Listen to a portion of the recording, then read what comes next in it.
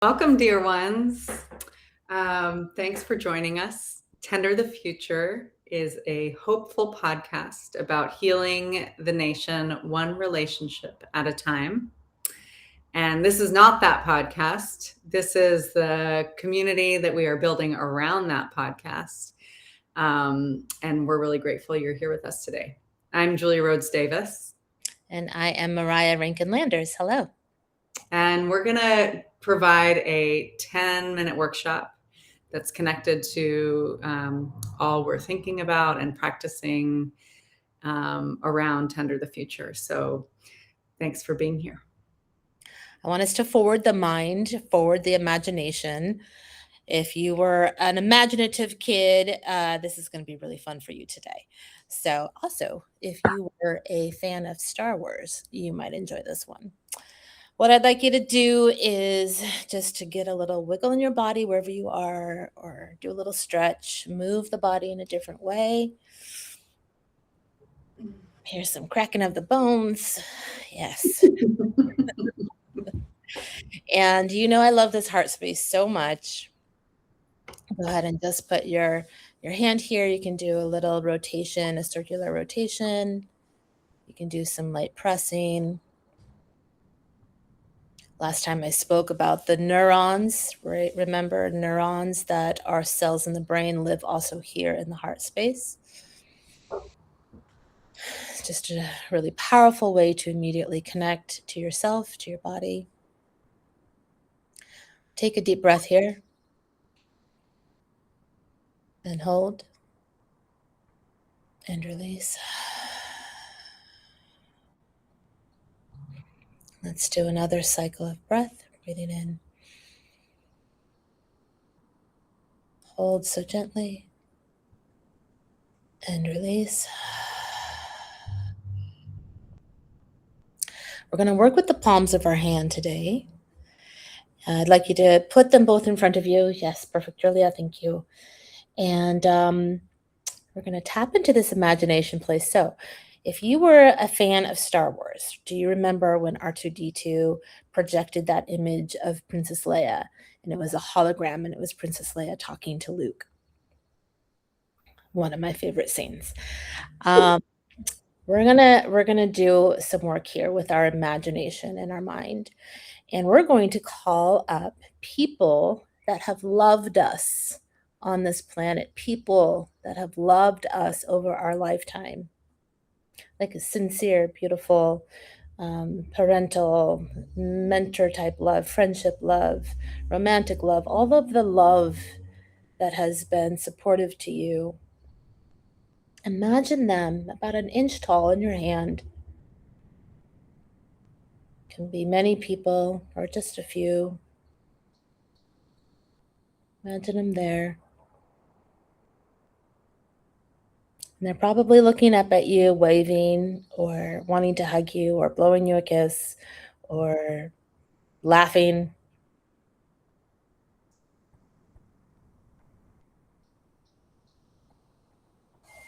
Thank you for being here.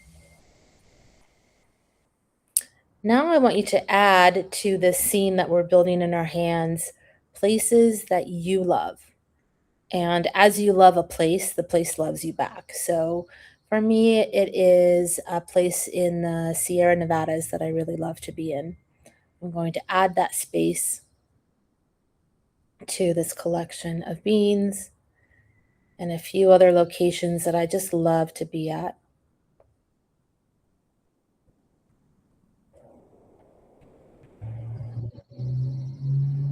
Notice what happens when you start to imagine all of the things that bring you a lot of joy.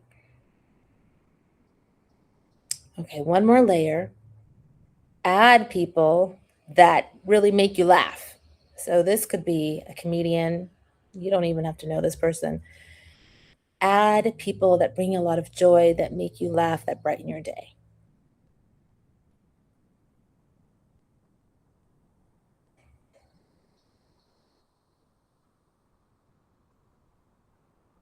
How's that feel? even as I hold this so intently in my arms, my hands, I feel a different sort of energy running through my arms, my forearms. So with this, we now have what I call a collage. It's an imagination collage, and it's also a heart collage. So what I would like us to do is to take this beautiful collage and press it into the heart space. Let it live here. And give it a few presses. You have this collection of people that have loved you, these spaces on the planet that adore you, people that bring good joy into your life. Doesn't matter the amount, they are there. And they're there with you always. Thank you so much, Mariah. Mm. So today we're going to explore this big question of how do we hold, some of us might think of it as a moral obligation to one another, and I'd like to add the layer of the sacred. What is our sacred obligation to one another? And this question really came up for me very recently. I just am off a plane from North Carolina, where I've spent the last 10 days. And what brought me there was to follow a thread of a family story that I've been digging into for the better part of 14 years. And it brought me to a piece of land that my great grandparents lived on. And that piece of land is across the street from the site of a former Rosenwald school. The Rosenwald schools were almost 4,700 schools that were designed by Booker T. Washington and the philanthropist Julius Rosenwald in the early 1900s. And these schools were opened from starting in 1915 to, I think it was the early 1940s. And what Rosenwald and Booker T. Washington designed was that each community that wanted to educate and address the education gap between Black and white children in the early 20th century, that each community needed to come together and work together to bring in the funding that Julius Rosenwald would put up for these schools. So typically the Black community would put up a few $100s, and Rosenwald would come in with a matching grant. And then the white-led Board of Education would have to agree to pay for the teachers and pay for the buildings that these schools were in. And so I learned about this school that was opened in 1917 across the street. I guess it was a road at the time from my great-grandparents, and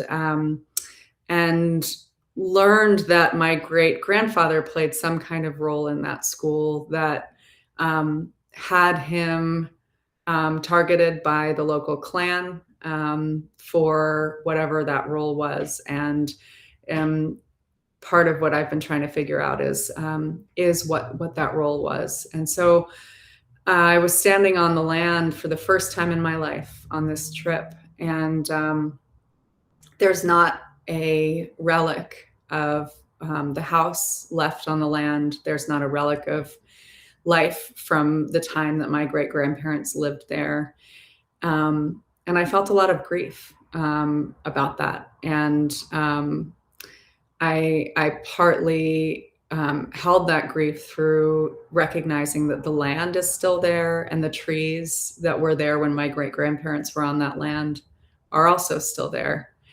But I think it also really gave me a new level of understanding, kind of an embodied understanding of also the grief that I feel around the erasure of the history of this school and the role that it played for the community, primarily the Black community, from 1917 until 1969 when it closed.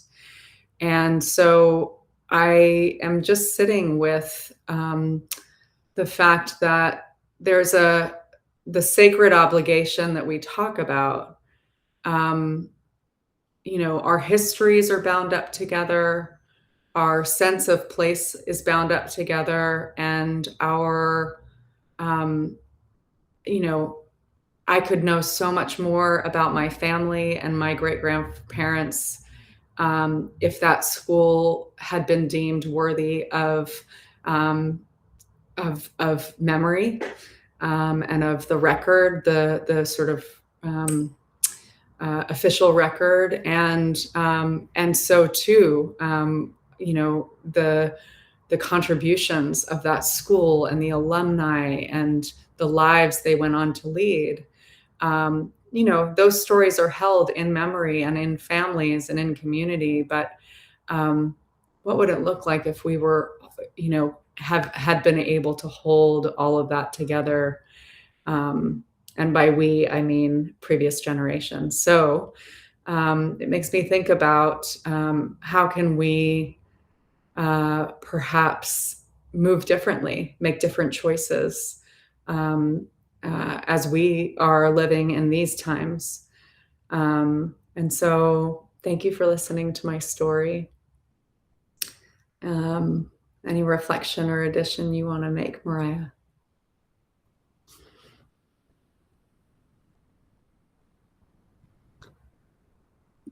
Yes, thank you for the mic check. Yeah, it's a powerful story, Julia. And, you know, there's so much here that we can connect to. So I think that this story is going to resonate for people in different ways. One thing I want to highlight is like the choice that we're offered in life, that is not dependent on history. Am I going to say that correctly? Let me say it in this way. No matter where we are in history, we have choice. And no matter where we are in a positional stance, there's still choice happening. It could be as simple as a gesture. My only choice might be how I make a gesture, right? Because depending on context, or how I have a thought in my mind. So I think about that the presence of your grandfather, and as a white-bodied man that was seeing the world and knowing the world to be and need a different way of envisioning itself and practicing itself. And he got pushback, right, from other white-bodied people because his values were not in sync with theirs. And so that's a really powerful role. I also think about documentation and what documentation means, and it had me thinking about Edwidge Danticat, the writer from Haiti, who has this beautiful line. I don't know it off the top of my head per se, but it goes something like, write it down, write your story down, because you never know in the future who is going to risk their life to find what you have to say. Meaning what you have to say is important, and here's a story that hasn't been documented and you're searching for it. And many people are searching for stories or searching for knowledge, and we know what it means to search for knowledge and make meaning of our time on this planet. Mm-hmm. So I jumped over there. I'm jumping around like the erasure of people in general, and being forcibly removed from a land, being you know, having land taken away from you, and just the layers and complexity of our history at large. So, what a story.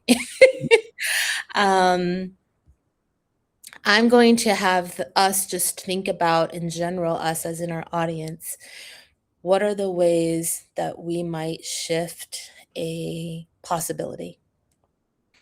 How can we think of a new thought, make a different choice, activate an idea in a new way? It doesn't have to be grandiose. It could be really minute in nature, but it might be that minutia that changes everything and changes an outcome. Mm-hmm.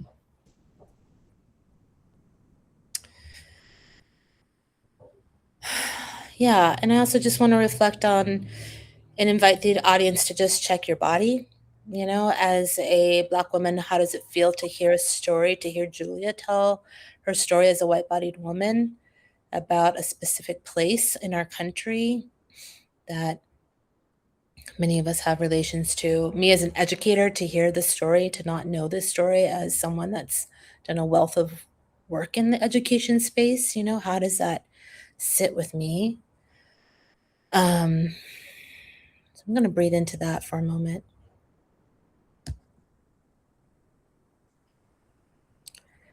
And I think we will come to a close with a quote, with a phrase. There is a larger we that we are led and guided through on this journey, and this journey is called life. The larger we includes the living land. The land holds our stories, it holds our dead, our hopes, our losses.